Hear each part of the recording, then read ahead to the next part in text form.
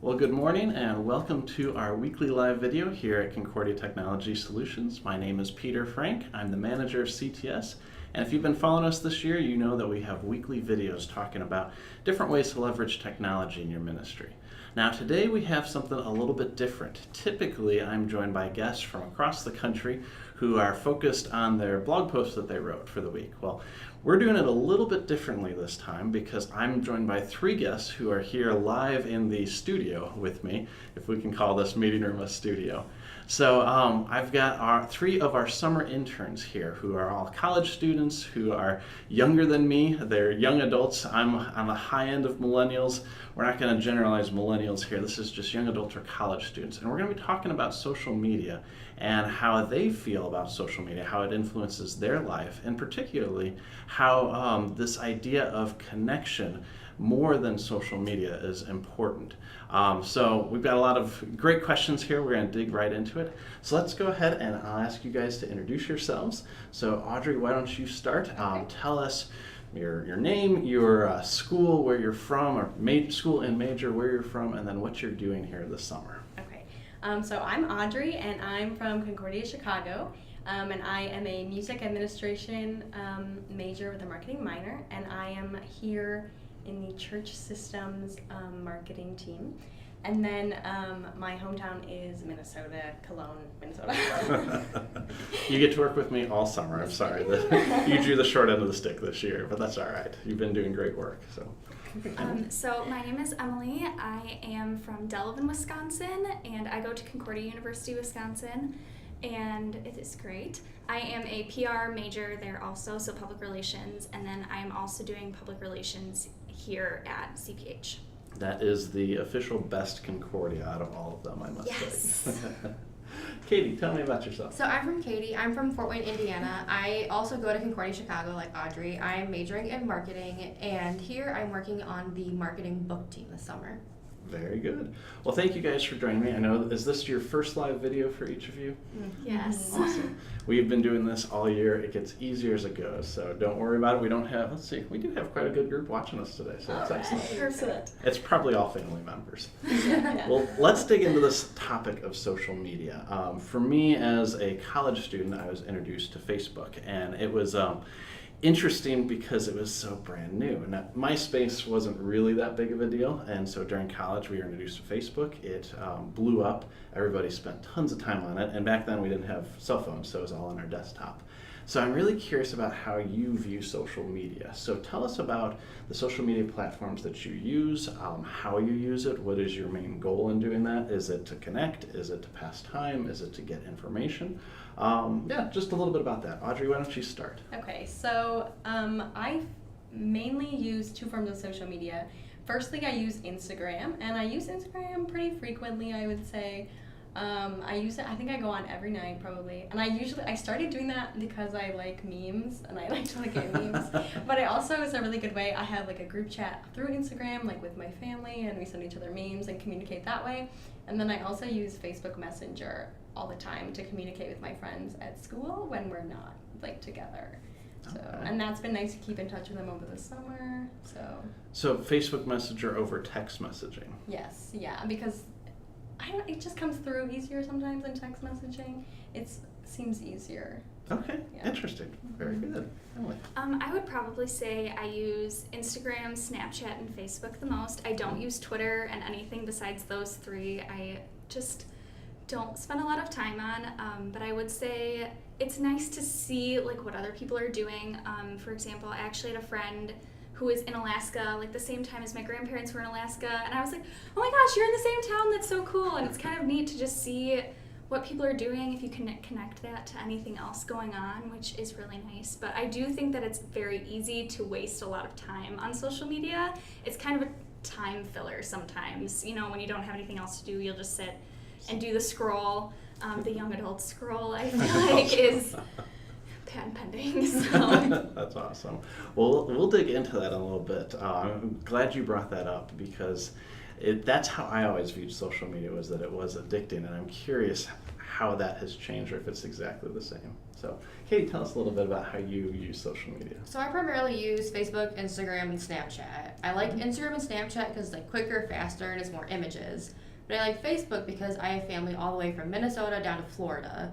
So that way I can see what they're doing, what's new in their lives. And then growing up in the town where there's a seminary, I had a lot of friends whose parents were in the seminary. And then they moved away because of calls. So I can still stay connected with those friends through Facebook and see what they're up to and what's going on in their lives. Okay, so there's a lot of connecting. So do you feel that social media helps you connect more with people or pulls you away from connections in your personal lives? So Emily, why don't you start?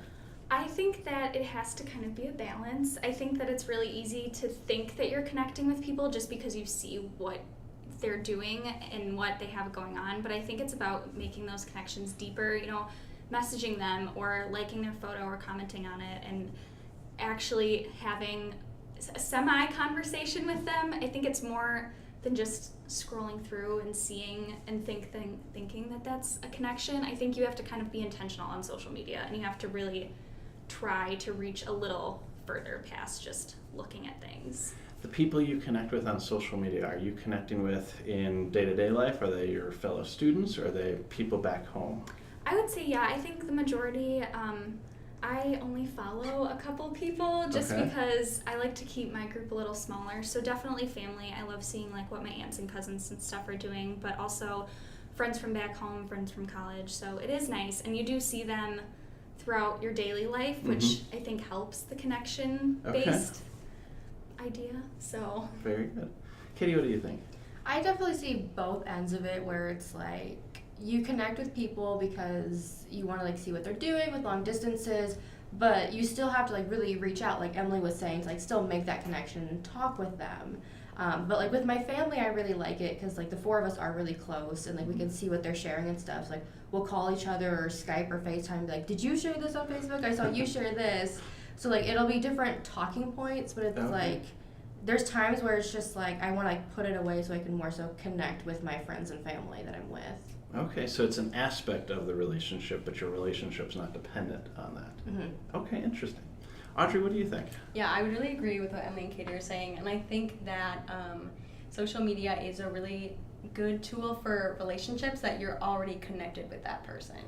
So like it's a good tool to help develop and continue a relationship, but it's not like if you don't have a relationship with them already, it's hard to develop relationships that way. And it also can be like a hindrance if like you're meeting new people and then you're, you know, on your phone on social media. So Sure. It's good for relationships you already have, but not necessarily making new ones. Let's play off that point a little bit. Do you guys ever connect with somebody for the first time on social media? Any of you? I do not, Okay. personally. I think that a lot of times, especially just going off of Facebook, because I know that's a really popular form of social media, a lot of times, you know, if you don't know the person, like friend requesting you, you're like, oh, why do they want to look at my life? What are they doing? What are your intentions? And so I think a lot of time it is people I already know or people that I'm mostly familiar with that I am connecting with, just because, I don't know, I feel like I wouldn't be as apt to accept a friend request from someone who I had no connection with before. Okay, interesting. Katie or Audrey, any thoughts on that? Kind of the same thing where it's like I don't interact with people for the first time on Facebook, except for when we got accepted into Concordia Chicago. They made a group page for all the incoming freshmen. So it's Okay. like, oh, get to know your fellow classmates, like hopefully try and find a roommate. So like from there, like people would message me and like I have this weird rule where like if I've never met you in person, I will not accept your friend request. Okay. But like that was the exception because like we're messaging on Facebook like, oh, we're going to the same school, we're going to be in the same college, studying the same thing, or like involved in some of the same things. So it's a good way to meet those people that you're going to be classmates with and sit in the class with when you're in college. Okay, interesting. Audrey, any thoughts on No. that? Is it different from different social media channels? So like would you friend somebody on Facebook whereas you might not follow them on Instagram Yes. or accept them to follow you? I definitely would, Yeah. because I know like for Facebook, for me, I don't use it that much. Okay. I won't actually like go on Facebook and like scroll through a feed, and so like I'll accept pretty much anybody on Facebook because I'm not gonna see what they're posting. But there's some people like on Instagram that you say like that's one that I use a lot more. So I Mhm. only am gonna friend people that I'm closer with. So I only am keeping in touch and like viewing people's stories that I like really care about and want to see what they're doing. Okay, interesting. That's interesting. I'm so the exact opposite. If Really? you want to follow me on Instagram, I think that's fine. I guess I'm not posting like deep life updates on Instagram. It's like, here's a picture of a donut that I ate today. But I definitely wouldn't let anybody just follow me on Facebook. So that's really interesting. Okay, so the reverse there. Katie, what do you think? So like I said earlier, like I don't Facebook friend anyone, but I don't care if people want to follow me on Instagram because I don't really post a lot. I'm like, here's what I did today, here's what I made today, here's where I'm going. And it's like, I don't care if you want to follow me and see what I'm doing, but it's just I might not choose to like follow people I don't really know or associate with. Okay, very good. Well, let's go on the other side of things. This idea of FOMO, fear of missing out, scrolling through content to get the latest information. Do you guys, you certainly use social media to connect. Do you use it to, like you mentioned memes before, to entertain yourself, to learn information? Katie, what do you think?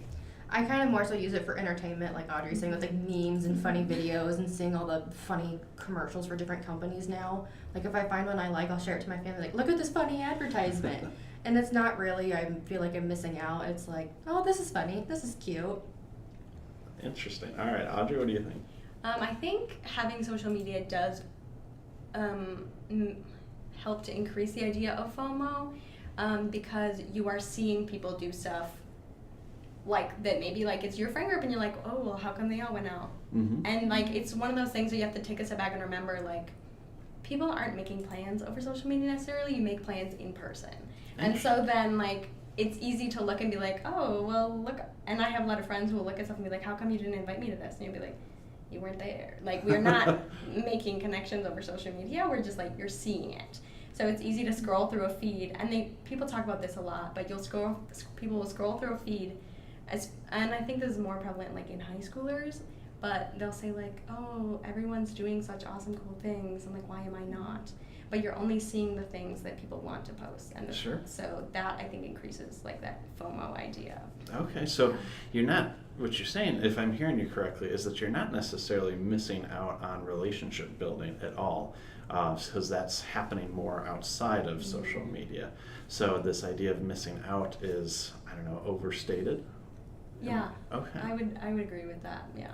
All right, Emily, what do you think? I definitely agree with Audrey, but I also don't think it's limited to social media. I think there's a lot of people who have this whole FOMO thing going on in their life, even without social media's help. I think there's something about kind of our generation where we just like to be included and we like to be involved, and whether that's on social media or in person, I think that always is going to be like a feeling that we want to be included. We want to go and like have fun. But I definitely agree with what Audrey said about people only want like post what they want you to see. So the people who are always posting on about like concerts and going out to new restaurants and all that stuff, that's only a sliver of their life. Okay, so that's easily recognized. Mm-hmm. All right, interesting.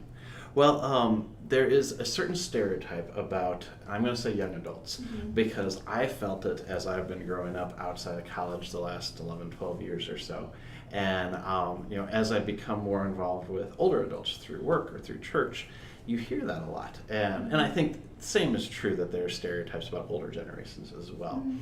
But do you feel like your generation is addicted to your phones more than other generations? Audrey, why don't you start us off? That's a really interesting question because I think it really depends on who the person is. I think there are certain people who use it as a shield. When they're uncomfortable, they'll pull out their phone. And then I think people see that and say, oh, they're addicted to their phone, and maybe it's because they're uncomfortable because no one's talked to them, no one's approached them. But I think we also are using our phones for a lot more than social media. I know when I was in high school, I didn't go on my phone all that much, but now that I have my email that comes directly to my phone, I think I use it a lot more because I have a lot of things happening on my phone and like a lot of information sharing is happening. So people might say like, you're addicted to your phone, but like maybe I'm waiting on an important email or like, so there's a lot of different aspects to that. Okay, very interesting. What do you think, Ellen? I really agree with that. I think a lot of times when people see are kind of the college age people, and you're always on that phone. Well, maybe I'm Venmoing money to someone that I owe. Maybe I'm checking like a schedule, or checking my calendar, checking my email, or texting my mom. I'm not always sitting on social media like a drone and just scrolling through, even though that's what it could look like. We have so much only so happening much on our that phones. you can do outside this. It always looks like you're scrolling. Yeah, so I think there's a lot more going on under the surface than some people might perceive it to be. Okay. Katie, do you agree? I definitely agree with them. I feel like there's a spectrum to it. Like, there are people who truly are addicted to their phones. Like, you'll see them walking around campus being like, I'm scrolling through my phone, I'm texting other people, I'm doing this, I'm doing that. But, like, it could be that they are waiting for an important email or, like, a phone call from someone. Or, like, there are people who, like, who are, like, never on their phones, but they have one in case of emergencies. And, like, there's definitely both ends of the spectrum. And I know there's times where I fall on both, where I'm like, oh my gosh, I have to, like, do this, I have to do that, I have to know what's going on here. But then there's times where I'm like, okay, I'm putting my phone away because I don't want to deal with this. And it's just, it does depend on the person, because there are some people who are like, I have to be on my phone. And they're like, oh my gosh, look at this, or like, did you see this on this? And it's like, do you do anything besides be on your phone? And there are people who are like, what's social media? I'm not on there, which is very interesting for our age to not be on social media. Oh yeah, absolutely. Do you think it's the stereotype then is accurate, or is like of your generation more so than other generations, or is it just more based on the person? I think people just like their phones. It doesn't matter who it is. I have some family members who are probably going to get really mad at me for saying this, but like sometimes we'll be hanging out in the living room and we're just, like they're looking stuff up, like they might be researching something. I know my parents use their phones a lot for like researching things when they don't want to pull out the laptop and they want to look something up quick, and they'll look at stuff on there. But I think it's a tool, and I think that as long as you remember that it's a tool and not your whole world, I think then that's where you can be okay. But I do think it's across anybody who has a phone, they love their phone, even if they won't tell you.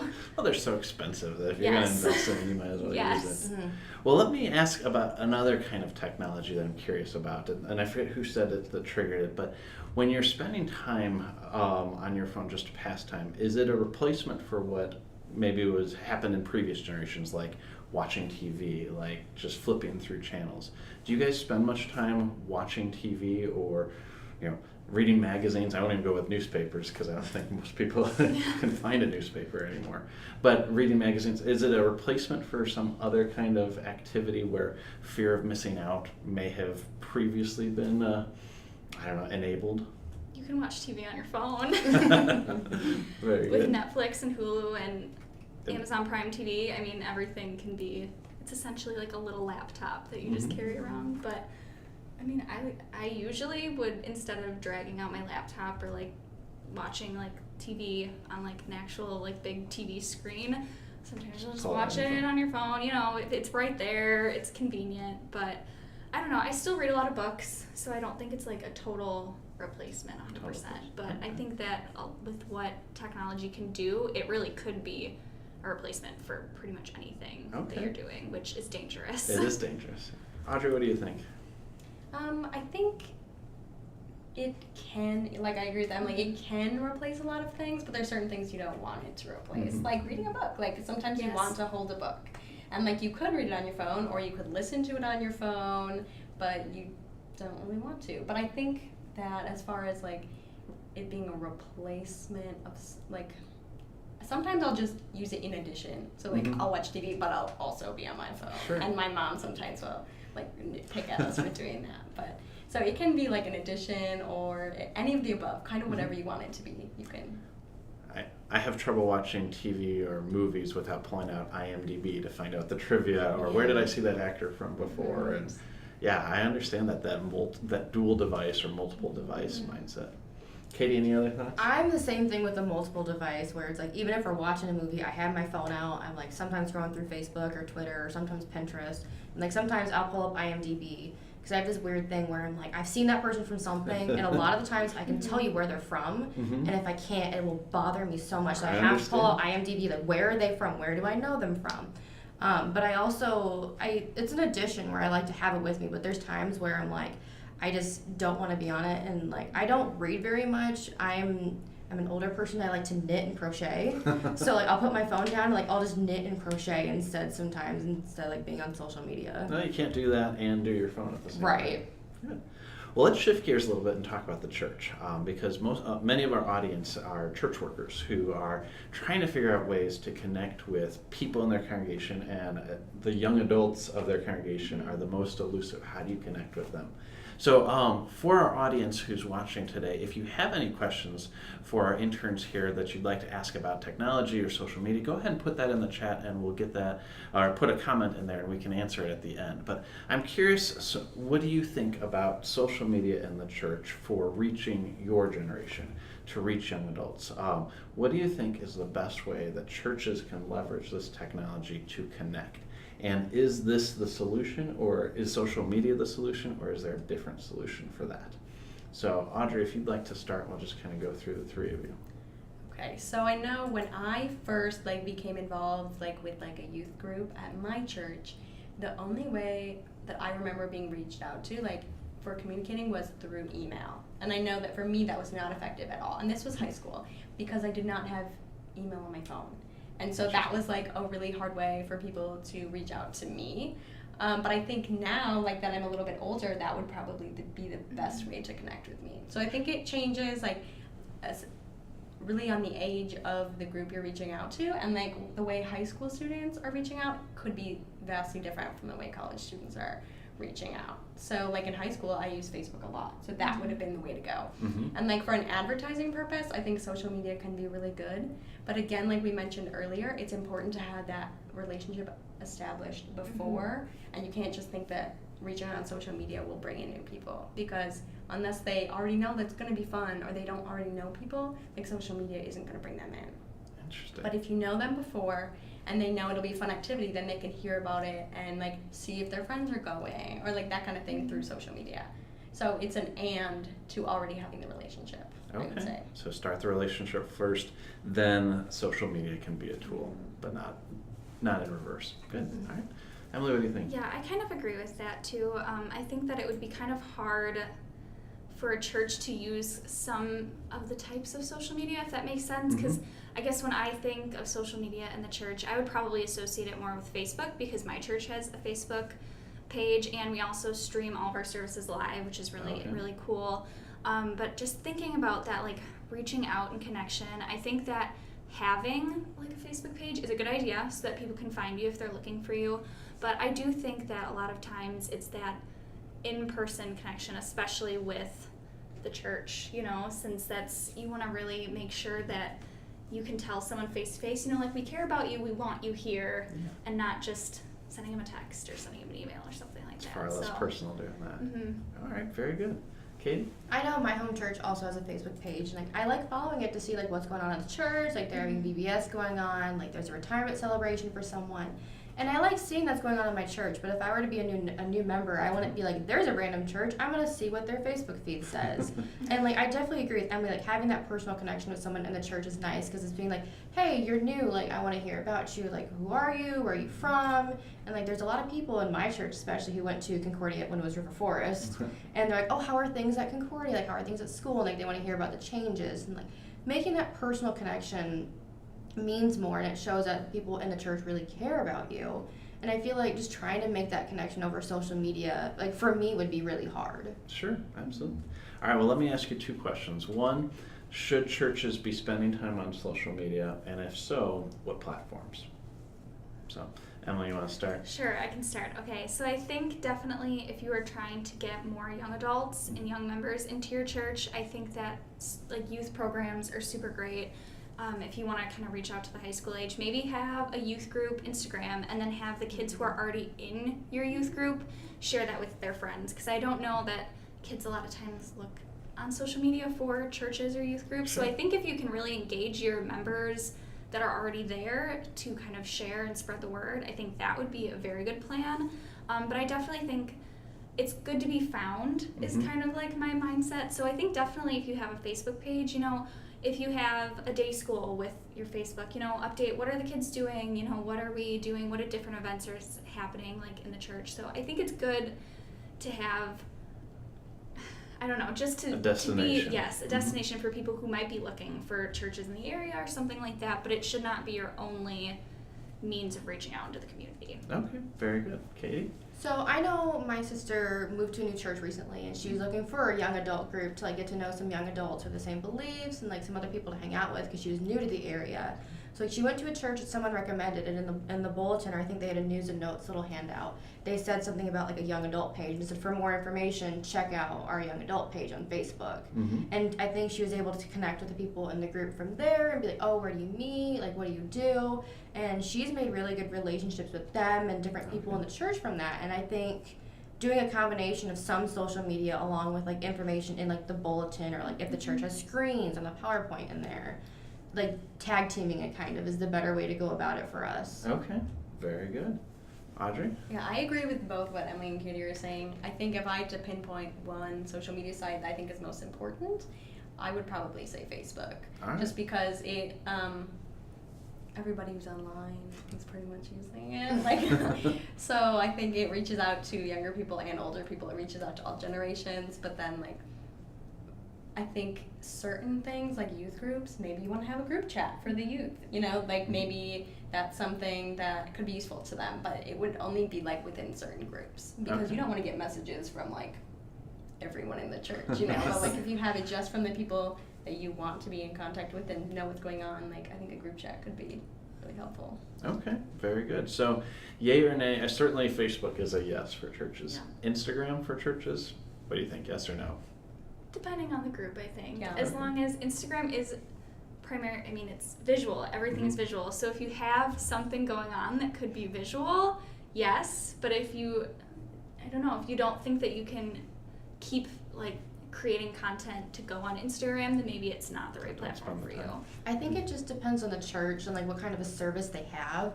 Like I definitely don't see it working for a more traditional service for our generation, because I know a lot of our generation prefers the contemporary music and not necessarily an organ. They prefer like drums and guitars and all that stuff. And I feel like if they have more of a contemporary service, maybe an Instagram would be good for them. Or like if they have a really good youth program, or like they have a much younger generation of members versus like an older generation of members. Okay. Audrey, yes or no on Instagram? Yeah, again, it's one of those things where it depends on who your audience Okay. is. Yeah. All right. What about Snapchat? These are the three that you guys mentioned. Should churches be on Snapchat? I don't really, because I know a lot of people don't go and look at stories, and I feel like that's the only place people would go and look is like at the stories. And I know I personally would rather get like a personal Snapchat from someone like, oh, that's funny, rather than being like having to check a story to see what's going on. All right. Yeah, I don't follow any groups on Snapchat either. It's all like individual people that I know. And I really only Snapchat like 5 people. I'm kind of lame. I do not have like the big list of like streaks and stories. I have a streak with like maybe 2 people. Wow. But yeah, and I don't really follow groups much on Snapchat. Okay. So I think Yeah, I wouldn't follow a group on Snapchat, I don't think. our audience just breathed a sigh of relief. Yeah. Like, okay, good, I don't you have do to not figure out use Snapchat. Snapchat. Snapchat makes 0 sense to me. I downloaded it, I tried to use it, I deleted it. I have no need That's for okay. it. So Twitter, you guys, none of you mentioned Twitter, only that you don't use it at all. Yeah, I Is don't that a no really for use churches? Twitter. I feel like if you had a younger demographic maybe of like churchgoers, but Really? Okay. because I know a lot of younger people like tweet like to do fast or like to follow things, like retweet things, but I still think Facebook's the better way to go. When you say younger, what do you mean? Younger than you or younger than? I think us and a little bit older maybe. All Like right. I think my sister likes Twitter a lot, but and like a lot of her friends like Twitter, and like they'll like live tweet different shows and stuff, and I think maybe those a little bit older than us, but not for me personally and you, since you don't use Twitter. Yeah, I mean, I don't really use Twitter very much. Okay. And I think it would be It's hard to super popular, advertise though. over. The 280 characters Yeah, or less whatever it is. characters. You got less- double the size now. Yeah. All right. Well, any final thoughts for church workers on how to connect with people in your generation, whether it's technology or otherwise? So, Audrey, why don't you wrap us up, or start us off, and we'll wrap up with you. I think definitely the most important thing is you have to have the personal relationship first. Social media is a tool to keep people knowing about what's going on and keep them interested, but like first and foremost, you have to like know your audience and know people so that they want to even follow you on social media. All right, so build those connections first. Yeah. Good.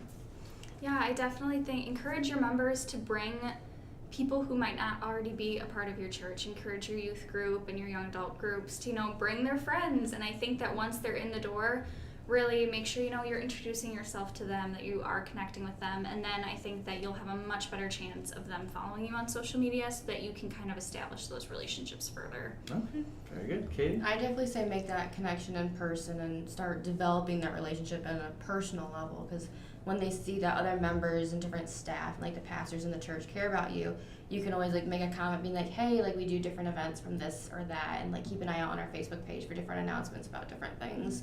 And like Emily was saying, like you can further that connection by initially meeting it in person and furthering it with the social media aspect. All right, very good. Well, very consistent answers. That's fantastic.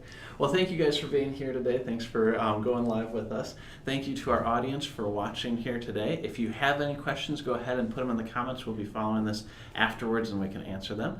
Otherwise, stay tuned for next week when we'll be talking about the difference of writing for the web versus writing in print media and what that means. So a little bit more in the practical, tangible, day-to-day office work than the relationship side of things. But I hope you enjoyed our conversation today. Thanks very much and have a great rest of the day.